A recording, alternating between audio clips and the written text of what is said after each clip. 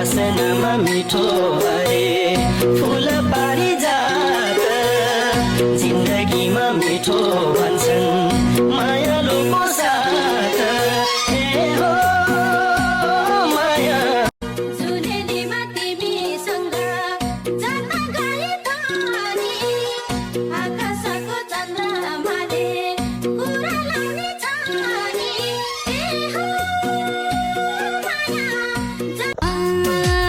हावा मिठो बर्फी फलडालीको बर्फी फलडालीको सरर भिरकोट देउरालीको सम्झनाले यी आँखा रसायो लैजाऊ क्या टपकै टिपेर तिम्रो माया फुल जस्तै बसायो बर्फी फलडालीको बर्फी फलडालीको सरर भिरकोट देउरालीको सम्झना।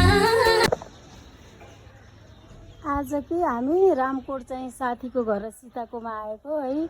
रामकोटतिर नि रमाइलो रहेछ। यो चाहिँ साथीको घर हो। एकदम आइसकेपछि यहाँ रमाइलो आउँदा चाहिँ है सीता हजुर तपाईँको घर के आइसकेपछि कस्तो रमाइलो है।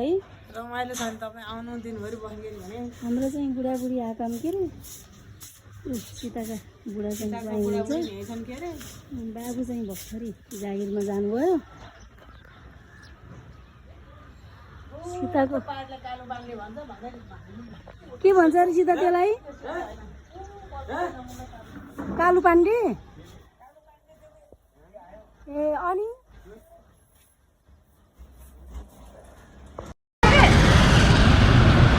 पशुपति जान दर्शन गर्न आएको बल्ल चाहिँ दर्शन बल्ल हामी चाबेल छौँ है। चाबेलमा गुहेश्वरीको लाइनमा छौँ हामी। आउँछ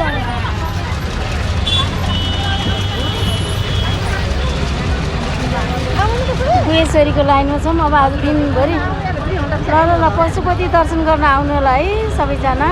हामी त गयौँ पशुपति दर्शन गर्नलाई हो नि। कति लामो लाइन छ है। लाइन लामो छ होइन।